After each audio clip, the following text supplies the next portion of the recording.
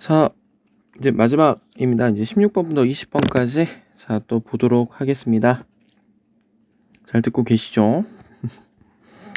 자, 보도록 하겠습니다. 자, 밑줄 친 이 기억의 내용으로 옳은 것은 자, 보니까 고종제위 시기에 제정된 조선의 연호라고 하네요. 이 건양이라고 하는 연호가 을미사변 직후에 김홍집 내각이 주도한 이 개혁의 일환으로 태양력이 도입되었고 건양이라는 용어가 사용되었다.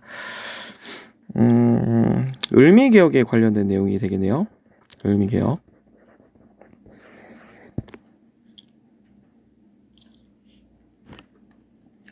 자, 여러분들 아까 좀 설명을 드렸죠. 1894년 또 이제 95년까지 이 청일 전쟁이 시작이 됩니다. 청일 전쟁. 이 청일 전쟁의 원인이라고 할 수가 있겠죠. 이 동학농민운동인데요.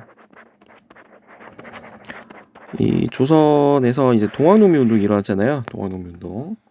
이 동학농민운동이 이제 고부에서 시작이 되어서 고부봉기, 그러다가 이것이 이제 점점 커져가지고 황토현 전투, 황룡천 전투, 이제 저 전주성까지 점령당하잖아요. 이 전주성이 점령되니까 이 조선 정부는 그때 청나라에게 도움을 요청하게 됩니다. 아까도 말씀드렸다시피 조선 정부는 좀 국가적인 그런 위기를 항상 다른 나라에게 도움을 요청해서 해결하려고 그랬었거든.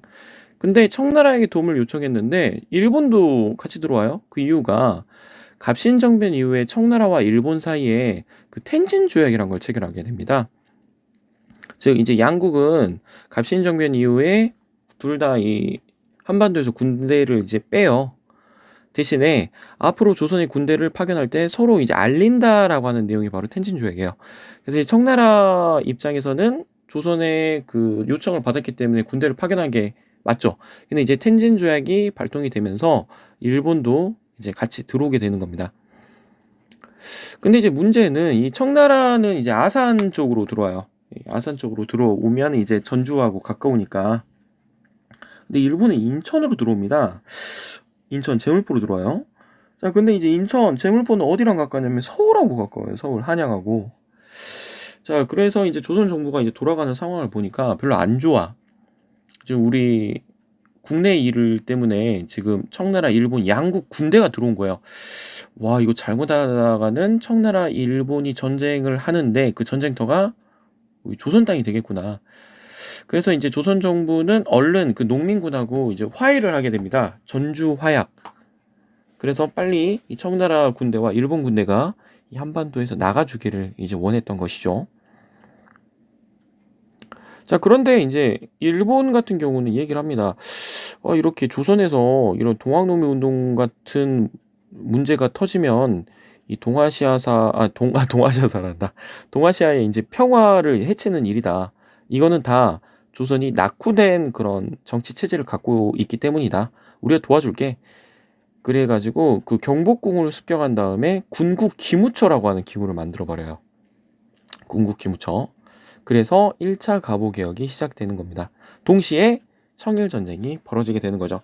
어찌됐든 이 청일전쟁에서 일본이 승리한다 그랬었잖아. 그래서 일본은 청나라와 시모노세케 조약을 체결한다 그랬어요. 시모노세케 조약의 내용은 아까 설명드렸다시피 청나라가 일본에게 랴오둥반도와 타이완을 넘긴다. 근데 누가 개입했다 그랬어? 러시아, 독일, 프랑스가 개입을 한다 그랬었지? 그것이 바로 삼국 간섭이라고 하는 거예요. 자, 그러니까 이제 국내에 있었던 명성황후가 일본이 러시아한테는 꼼짝 못하네? 그래가지고 이제 명성황후가 러시아에 좀 접근을 하는 그런 모습을 보여요. 그래서 일본 입장에서는 뭐야? 지금 조선 정부가 러시아하고 가까워지면은 안 되잖아. 그리고 일본이 좀 무리수를 감행하게 되죠. 그것이 바로 을미사변이라고 하는 거야. 그리고 동시에 갑오 3차 개혁이라고도 하고 을미개혁이라는 것을 진행하게 돼요. 자, 이 을미개혁의 내용은 여러분 나오는 것이 정해져 있어요. 일단 양력을 쓰기 시작합니다. 우린 이 전까지 음력을 썼었는데 오늘날 이거 양력, 양력을 쓰기 시작해요. 그리고 양력을 세운다라고 해서 세울 건자에 양력할 때 양자, 그래서 건양이란 거는 연호를 쓰고요. 그 다음에 단발령이란 걸 시행하게 되죠. 단발령. 머리카락을 이제 자르게끔 하는 거야. 근데 이 단발령에 대한 것이 이제 불만이 굉장히 컸죠. 신체 아니 뭐요? 신체 발부 수치 부모라 그래가지고 머리카락 같은 경우 부모님 주신 건데 어떻게 함부로 자를 수가 있겠느냐. 그래서 이때 이제 의병들이 일어나게 되는데 을미의병이에요. 이 단발령 그리고 이 을미사변에 대한 저항으로 일어났던 것이 을미의병이라고 할 수가 있겠죠. 근데 이 을미개혁은 아까 전에 말씀드렸다시피 아관파천으로 인해서 중단이 됩니다. 자, 그럼 을미개혁에 관련된 내용이니까 답은 2번이겠네요. 자, 지계를 발급하였다. 지계를 발급한 거는 대한제국의 왜 안 써지냐? 대한제국의 광무개혁이죠. 토지 소유 증명서라고 할 수가 있겠네요. 별무반은 아까 전에 말씀드렸다시피 고려 윤관 여진족을 무찌르기 위한 특수부대죠. 그래서 이 별무반이 여진족을 무찌르고 동북 구성을 쌓는다 그랬었어. 쪼개문신제 조선 정조 구미위원부는 대한민국 임시정부인데요. 그 미국과 좀 외교를 하기 위해서 미국에 설치한 기구라고 할 수가 있겠습니다. 17번 볼게요. 가하 단체에 대한 설명을 옳은 것. 이거 지금 맨날 나오네요. 정우의 선언, 정치적 경제적 각성을 촉진한다. 단결공헌, 기회주의, 일치포인다. 이 기회주의자를 매번 설명드리죠, 여러분들. 그 타민, 타협적 민족주의자들이라 그랬었어. 민족유혈당 운동. 1920년대에 여러분들 실력 양성 운동이 진행된다 그랬었잖아. 이 실력 양성 운동은 민족주의자들을 중심으로 일어난 운동이라고 할 수가 있는데 대표적인 게 물산 장려 운동, 밀립대학 설립 운동, 그리고 문맹 퇴치 운동이라고 한다 그랬었어요. 이 세 가지가 모두 일제의 방해 등으로 인해서 실패하고 맙니다. 근데 이 실력 양성 운동은 그 사회 진화론의 영향을 받았기 때문에 우리가 이렇게 운동을 했는데도 실패하네. 일본이 강한가 보다. 우린 일본의 지배를 인정해야 돼라고 하는 그런 거에 이제 넘어가 버리는 사람들이 등장을 해버려요. 우린 그들을 타협적 민족주의자라고 이야기를 합니다. 그러면 타협적 민족주의자가 있으면 당연히 타협하지 않는 사람들도 있겠죠. 이 비타협적 민족주의자들이 나타나요. 그래서 이 비타협적 민족주의자들이 그 당시 치안유지법으로 인해서 타격을 받았던 사회주의자들과 힘을 합칩니다. 즉 비타협적 민족주의자들과 사회주의자들이 힘을 합치는 것을 민족유혈당 운동이라고 하는데 이 민족유혈당 운동과 관련된 단체가 바로 신간회예요. 신간회가 나오면 무조건 광주학생 항일운동이라고 매번 설명드리고 있습니다. 이거 지금 3월 모의고사 작년 올해도 나왔고요. 지금 작년 4월 것도 나왔네요. 매번 나오고 있어요. 근데 모두 다 답이 광주학생 항일운동이 되고 있습니다. 꼭 기억해 주세요. 어린이날 제정하였다. 이거 방정환과 관련된 거죠. 천도교, 관민공동의 독립협회. 여기 방정환. 글이 안 써지네요. 달아져서 그런가? 천도교 관련되고 독립협회, 오산학교 대성학교 신민회라고 설명드렸죠. 정주의 오산학교, 그 다음에 이 대성학교는 평양에. 조선혁명 선언은 여러분들 이거는 누구예요? 신채호가 쓴 조선혁명 선언을 활동 집중으로 삼았던 단체는 김원봉의 의열단이 되겠습니다. 그래서 뭐 나석주, 그다음에 김상옥 이런 사람들이 되겠네요. 그 단신 이제 그 홀로 이제 주요 친일파라든지 주요 일본의 주요 인물들 시설을 파괴하는 그런 단체라고 할 수가 있습니다. 이 의열단하고 좀 비교하셔야 될 단체가 한인애국단이에요. 한인애국단. 그 대한민국 임시정부 산하의 그 단체라고 할 수가 있는데 김구가 조직했고요. 대한민국 임시정부가 침체에 빠져 있었을 때 그 대한민국 임시정부에 좀 사기를 붙돋고자 만들어진 단체라고 할 수가 있습니다.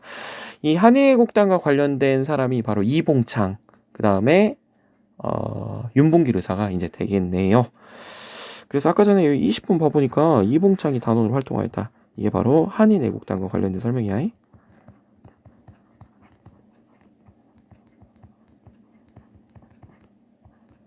안 써지. 자, 18번 볼게요. 밑줄 친 전쟁이 발발한 시기. 북한군이 산발도선을 넘었네요. 유엔 안보리에서는 북한군의 전쟁을 중지하고 산발도선 이복 철저하고 요구하였다. 공격을 계속했다. 6.25 전쟁이네요. 1950년 6월 25일에 북한의 이제 남침으로 시작된 전쟁이 6.25 전쟁이라고 할 수가 있죠. 자, 이 6.25 전쟁이 나온다면 나오는 키워드는 딱 정해져 있습니다. 북한의 남침, 그리고 낙동강까지 밀려요. 서울이 이제 3일 만에 함락이 되고 한 달여 만에 낙동강까지 밀리게 됩니다. 이때 이제 유엔군이 이제 개입을 해요. 유엔군이 이제 들어와가지고 지원을 해주고 인천 상륙 작전으로 이제 반격이 시작되죠. 근데 이제 중국군의 개입으로 우린 다시 철수를 할 수밖에 없었고 다시 또 서울을 빼앗기게 됩니다. 이게 바로 일사후퇴다. 이 정도까지 좀 알아주시면 될 것 같습니다. 45년에 광복을 했고 60년에 4.19 혁명이니까 다가 관련된 다가 정답이 되겠네요. 19번 볼게요. 미철제 2 운동의 영향으로 오른 것은 박정철 고문치사 사건, 4.13 호원조치, 호헌철폐, 독재타도 나오고 있네요. 여러분 이거는 저랑 동아시아사 때 6월 민주항쟁 배웠었잖아요. 그거입니다. 1987년 서울대 총학생회장이었던 이 박종철이라고 하는 사람이 고문을 받다 이제 사망하게 되는 고문치사 사건이 있었습니다. 당시 전두환 정부에서는 이 사건을 은폐하기 위해서 탁친이 억하고 죽었다라고 하는 아주 황당한 발표를 하게 되죠. 그래서 이제 사람들이 이제 분노해가지고 민주주의에 대한 염원, 그리고 대통령을 국민의 손으로 직접 뽑는 그런 직선제 개헌 요구를 하게 됩니다. 근데 전두환 정부는 그걸 거부해요. 그게 바로 4.13 호헌 조치입니다. 보호할 호, 헌법 헌자입니다. 그 당시에는 이제 8차 개헌이라 그래가지고 대통령을 대통령 선거인단이라고 하는 단체에서 뽑게끔 했거든. 그러면 이거는 국민이 뽑는 것이 아니라 간선제죠. 즉 8차 헌법을 보호한다. 그 말은 직선제를 안 한다는 소리죠.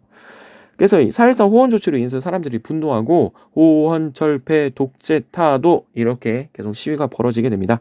이 과정에서 이한열이라고 하는 사람이 그 경찰이 쏜 최루탄에 맞고 의식 불명에 빠지게 돼요. 그래서 이제 사람들이 이제 더 분노해가지고 이제 시위가 좀 더 격화되게 되는 거죠. 그래서 우린 이런 거를 통틀어가지고 6월 민주항쟁이라고 이야기를 합니다. 결국에는 이 전두환 정부가 이제 항복을 하게 되죠. 그게 바로 6.29 민주화 선언. 이거는 이제 앞으로 대통령을 국민들이 직접 뽑는 그 직선제로 하겠다. 직선제로 받아들이겠다. 그 말이야. 여기에 따라서 또 한 번 개헌이 이루어져요. 그게 바로 9차 개헌. 현행 헌법입니다. 대통령의 임기를 5년으로 하겠다. 대통령은 단임 한 번만 할 수 있다. 그리고 대통령은 국민이 직접 뽑는 직선제로 운영하겠다. 6월 민주항쟁에 관련된 설명이야. 자, 그러면 정답은 5번이 되겠네요. 대통령 직선제로 헌법이 개정됐다. 9차 개헌을 얘기하는 거겠지. 전주화약은 여러분 아까 동학농민운동과 관련이 있다 그랬어.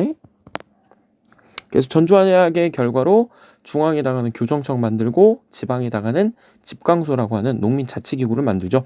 이 교정청을 무너뜨리고 일본이 만든 기구가 군국 기무처야. 아까 1차 가보기역이라고 그랬었지. 장면 내각이 수립된 거는 4.19 이후가 되겠네요. 미소공동위원회는 모스크바 3국 외상회의의 결과입니다. 한반도 문제를 해결하기 위해서 모스크바 3국 외상회의가 열린다 그랬었지. 거기 세 가지가 아주 중요하죠. 대한민국의 임시 민주주의 정부를 수립하겠다. 신탁 통치를 실시하겠다. 그리고 미소 공동위원회를 열겠다. 7.4 남북 공동성명은 1972년 북한 그 박정희 정부에서 그 이우락이라고 하는 중앙정보부장을 파견해가지고 평양에 이제 김일성을 만나게끔 해서 이제 남과 북이 이제 통일 원칙을 이제 합의하는 것이죠. 그래서 자주 평화, 민족적 대단결이라고 하는 3대 통일 원칙을 정하는데 이 7.4 남북 공동성명 이후에 여러분들 이 결과는 남한과 북한의 독재 체제가 강화되었다라고 하는 겁니다. 7.4 남북 공동성명 이후 북한은 사회주의 헌법이 공포가 되고요. 그리고 남한에서는 10월 유신, 즉 유신 체제로 가게 되더라. 알아두시면 되겠습니다. 이번엔 통일 문제가 없네요. 자, 20번 볼게요. 아까 이거는 민주화 운동이라고 할 수가 있겠죠? 현대사 부분은 민주화와 통일 문제가 나온다 그랬어. 자, 가단체에 대한 설명 옳은 것은 윤봉길로서 나왔네요. 아까 윤봉길, 이봉창, 그럼 여러분 아까 한해욕단이 한다 그랬었지? 상하이 홍코공원 땡땡의 소속의 윤봉길, 한해욕단이네요. 답 바로 4번 나오네. 직강수 설치했다. 아까 이거 동학농민운동, 전주 화약의 결과라고 했었고요. 진단학보는 진단학회라고 하는 단체가 있어요. 여러분들 우리 그 사학 일제강점기에 저항했던 사학 역사 연구가 있었는데, 민족주의 사학 그리고 사회경제사학, 실증사학이란 게 있어요. 그렇게 깊이 들어가진 않겠습니다.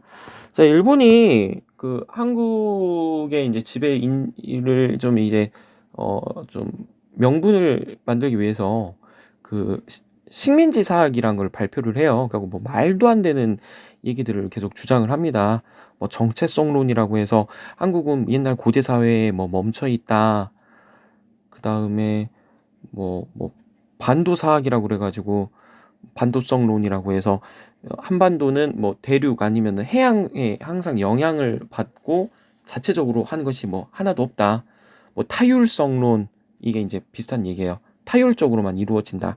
이런 것들을 이제 발표를 하게 되는데, 거기에 저항했던 흐름이 바로 이 세 가지 흐름입니다. 자, 이 민족주의는 정신을 강조해요. 가장 대표적인 사람 박은식과 신채호가 있어요. 자, 이 박은식은 이제 혼을 이제 강조를 하는데, 뭐 한국 통사, 한국의 아픈 역사, 한국 독립운동 뭐 지열사, 이런 거를 이제 저술을 했었고요. 신채호는 이제 난가라고 하는 정신을 강조를 하는데, 그 뭐 나중에 뭐 전에 뭐 독사신론이라든지, 그다음에 또 조선 상고사 뭐 이런 책들, 조선사 연구초, 이런 것들을 쓰게 되죠. 특히 이 조선사 연구초 같은 경우에는 그 묘청의 서경천도 운동이 실패한 것에 대해서 이제 되게 안타까움을 드러내고 있다까지 알아두시면 될 것 같습니다. 자, 이 사회경제사학은 이제 백남훈이라고 하는 사람이 있어요. 백남훈. 그 당시 일본이 주장했었던 이 정체성론에 이제 반대했던 사학이다 정도로만 알아두시면 될 것 같고요. 이 실증사학의 이제 대표적인 사람이 바로 이병도라고 하는 사람이 있는데, 이 이병도가 이끌었던 단체가 진단학회예요. 이 진단학회에서 만든 그 문건이 이 진단학보다, 이렇게 알아두시면 될 것 같습니다. 형평운동은 여러분들 그 백정들을 중심으로 이제 진행된 운동이에요.